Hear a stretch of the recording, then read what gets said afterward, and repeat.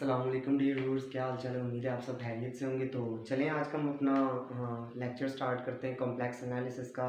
हाँ, पिछला चैप्टर जो चैप्टर 1 था वो तो ख़त्म हो चुका है। तो आज हम कॉम्प्लेक्स एनालिसिस का चैप्टर 2 स्टार्ट करते हैं। वी हैव चैप्टर नंबर 2 और हमारा जो चैप्टर 2 है ये किस टॉपिक के ऊपर है, that is about analytic functions. तो ये चैप्टर आपका एनालिटिक फंक्शंस के ऊपर है। ठीक है, चलिए हम इसका बाकायदा स्टार्ट लेते हैं, इसका आगाज करते हैं। आपका जो पहला टॉपिक है इसके अंदर वो है you have function of complex variables. You have function of complex variables कि कॉम्प्लेक्स वेरिएबल्स का फंक्शन क्या होता है। Let's suppose you have a function omega equals to F of G. कोई आपके पास फंक्शन है, ओमेगा एक फंक्शन है जो एफ ऑफ जी कोई कॉम्प्लेक्स नंबर है, z equals to x plus iota Y, और ओमेगा जो है this is actually equals to u plus iota v। u इसका कोई रियल पार्ट है v इसका कोई इमेजिनरी पार्ट है। तो यहाँ पे definitely u is the real part of this function and v is the imaginary part of this function. This is the imaginary part. तो यहाँ पे हम कह सकते हैं, अगर हम इन दोनों को हम अब कह सकते हैं कंपेयर करें, तो आपके पास आता है u plus iota v equals to F of x plus iota y। कहाँ से आया? Omega u plus iota v है, omega equals to F of z और z equals to x plus iota y है। तो यहाँ से हमने इसको कंपेयर करके ये फंक्शन बना दिया। हम इसको इस फॉर्म में भी लिख सकते हैं u of x y plus iota v of x y equals to F of x y. हम इसको इस तरह से भी लिख सकते हैं कि u जो है वो फंक्शन है x और y का, तब हमने इसको लिखा v भी कोई फंक्शन है v ऑफ एक्स वाई। तो हम इसको इस फॉर्म में लिख सकते हैं। ये डेफिनेशन थी proper function of complex variables की, जो मैंने आपको सारी बता दी। चलिए सपोज करते हैं कोई फंक्शन, फॉर एग्जांपल आपके पास कोई फंक्शन है f of z equals to z cube plus iota z square plus z। f1 of z ले लें। कोई और फंक्शन है आपके पास, एक और फंक्शन मॉड ऑफ z। एक तीसरा फंक्शन भी सपोज कर लें 1 ओवर z स्क्वायर प्लस 1। अगर आप इन तीनों फंक्शंस को कंपेयर करें, ठीक है, तो अगर आप इन दो फंक्शंस को देखें तो यहाँ पे मैं आपको एक बात लिखवाता हूँ, उसको देख लें। The domain of definition for all above three functions is entire complex plane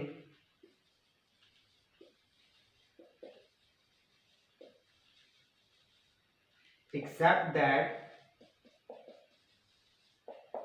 f3 is not defined for z equals to plus minus iota। अगर आप इस बात को गौर से देखें तो यहाँ पे आपके पास ये एक f1 of z, f2 of z, f3 of z है, ये तीनों फंक्शंस हैं।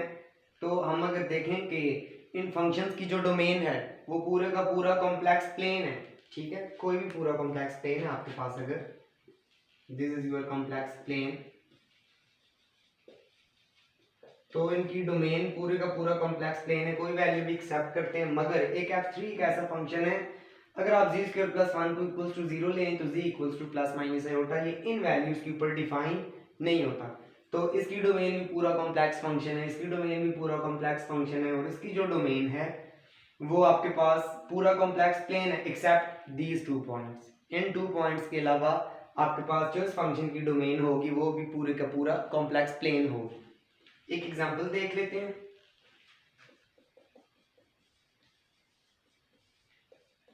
एग्जाम्पल एक देख लेते हैं कि एग्जाम्पल आपके पास सेपरेट रियल एंड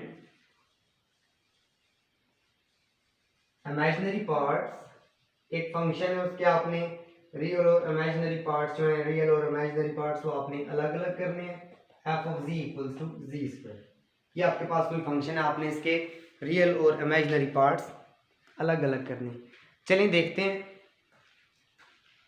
सोल्यूशन इसका, देखते हैं। Let z equals to x plus iota Y, तो एफ ऑफ z क्या है, जी स्क्वायर।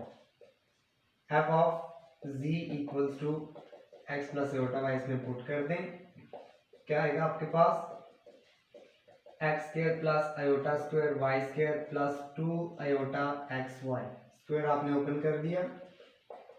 एक्स स्क्वायर और iota square equals to -1, this is minus Y square plus 2 iota X y, this is y square. तो since अभी आपने बताया कि f of जी जो है वो किसकी इक्वल होता है, एफ ऑफ जी, अगर x plus iota y z है तो u plus iota v equal होता है इनके यू ऑफ एक्स वाई जो इसका रियल पार्ट है plus iota v of x y. तो हम यहाँ से बखूबी देख सकते हैं कि जो this implies u of x y equals to x square minus Y square, ये इसका रियल पार्ट है, and v of x y equals to 2xy, ये इसका इमेजिनरी पार्ट है। तो हमने इन दोनों फंक्शन के रियल और इमेजिनरी पार्ट्स अलग अलग कर दिए। चलिए थोड़ा सा आगे चलते हैं, कॉम्प्लेक्स पोलिनोमियल को डिफाइन करते हैं कि व्हाट इज कॉम्प्लेक्स पोलिनोमियल।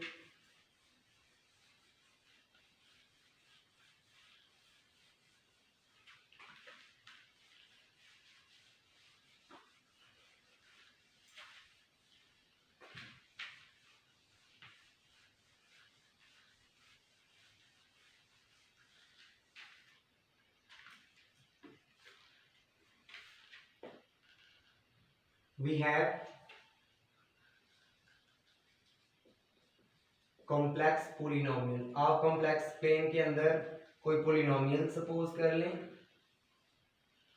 कोई पोलिनोमियल है p ऑफ z आप ले लें, this is equals to a naught plus a1z plus a2z square plus a3z cube plus up to plus anzn। ये कोई भी पोलिनोमियल आपने ले लिया, यहाँ से डिफाइन होता है। अगर पोलिनोमियल आप डिग्री 1 आप लेना चाहते हैं तो डिग्री 1 का पोलिनोमियल क्या आएगा, जिसमें z की हाईएस्ट पावर 1 है। पोलिनोमियल आप डिग्री 0 जिसमें हाँ z की हाईएस्ट पावर 0 है, तो वो ये है।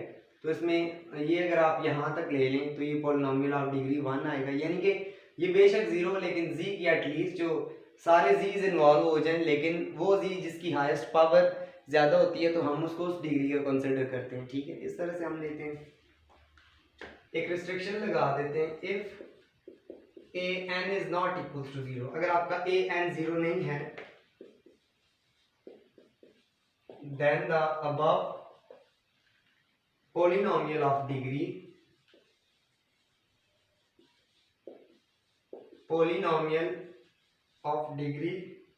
n in complex variable z, in complex variable z के अगर आपका an 0 नहीं है तो ये पोलिनोमियल डिग्री n का होगा किसी भी कॉम्प्लेक्स वेरिएबल में। किसी भी कॉम्प्लेक्स वेरिएबल में आप कह सकते हैं कॉम्प्लेक्स वेरिएबल जी पूरे कॉम्प्लेक्स प्लेन के अंदर। ठीक है, इस तरह से आप इसको डिफाइन कर सकते हैं। इसके अलावा नेक्स्ट इंपॉर्टेंट चीज की तरफ हम मूव करते हैं, दैट इज कॉल्ड लिमिट।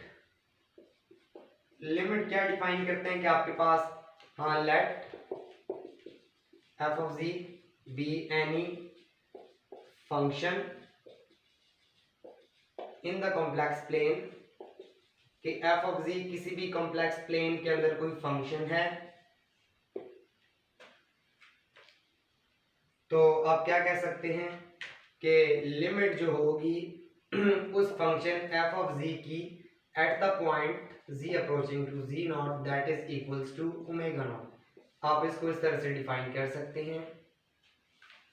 ठीक है, लिमिट की डेफिनेशन नहीं बता रहा, लिमिट का बता रहा हूँ कि वो फंक्शन है आपके पास कॉम्प्लेक्स प्लेन के अंदर एफ ऑफ जी, तो z अप्रोच कर रहे हैं z नॉट को, तो जब इसकी लिमिट जो आपके पास आएगी वो ओमेगा नॉट उसको कहेंगे। Clear?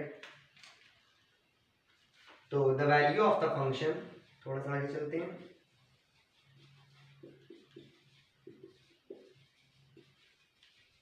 The value of the function f of z is closed to the value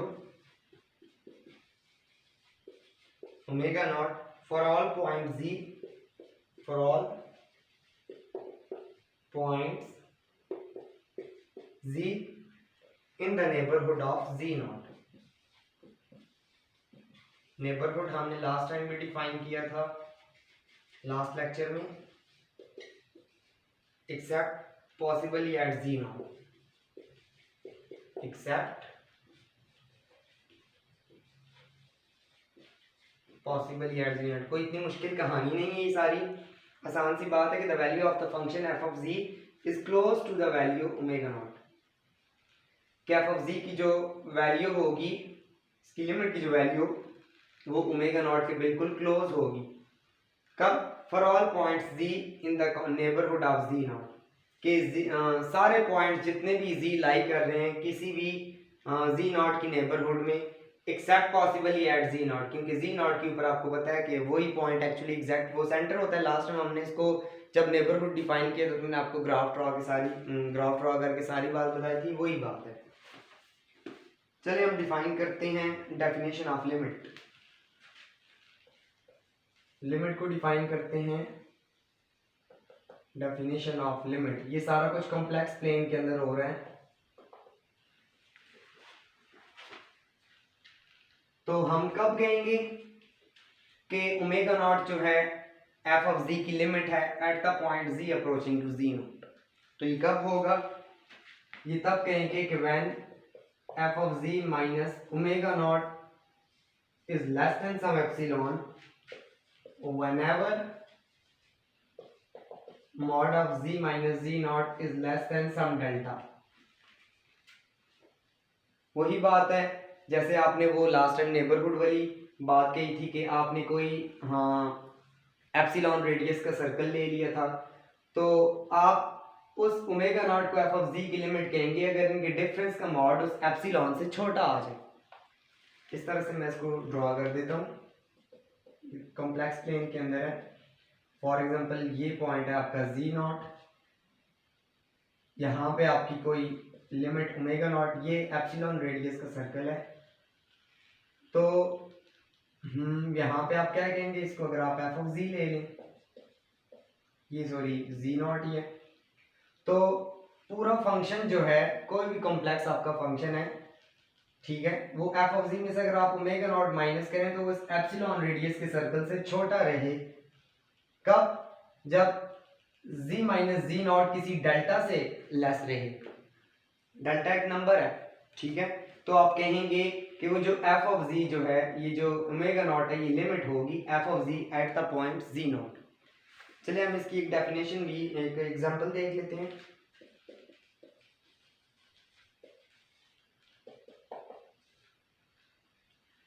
कि शो दैट, आपने ये शो करना है कि limit z approaching to 1 z square minus 1 over z minus 1 equals to 2। आपने by definition show करना है कि इस फंक्शन की लिमिट 2 है एट z अप्रोचिंग टू 1। तो ये आपने सारी चीज़ प्रूव करनी है। आप इसको कैसे प्रूव करेंगे? इंतहाई इजी प्रूफ है इसका। यहाँ से आप कुछ चीज़ें डिसाइड कर लें। आपके पास जो फंक्शन है एफ ऑफ z, वो क्या है? z square minus 1 over z minus 1। आपके पास जो z नॉट है वो क्या है? 1, z approaching to z naught, that is 1। और आपके पास जो ओमेगा नॉट इस फंक्शन की लिमिट 2। आपने शो ही करना है वाकई 2 इसकी लिमिट है, तो आप इस डेफिनेशन को ले लें f of z minus omega naught. चलिए स्टार्ट करते हैं। F of z minus omega naught का मॉड आप निकाल लें तो क्या आता है? Mod of, where is f of z? This is f of z square minus 1 over z minus 1 minus what is omega naught? Omega naught is 2, smart को आप सॉल्व कर लें, एलसीएम ले लें, -2 into z minus one whole G minus one mod. तो ये क्या आएगा, G square minus one minus two G plus two over G minus one whole mod.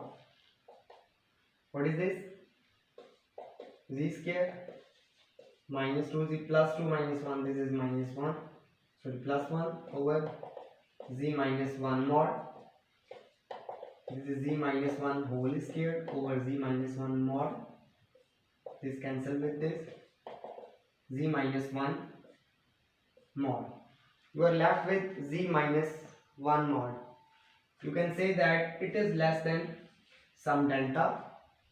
तो यहाँ से z नॉट जो आपके पास आया वो 1 आया, ठीक है, at the point z approaching to z naught. तो ये सारा result z naught equals to 1 के लिए होल्ड करेगा, तो ये बात ठीक है।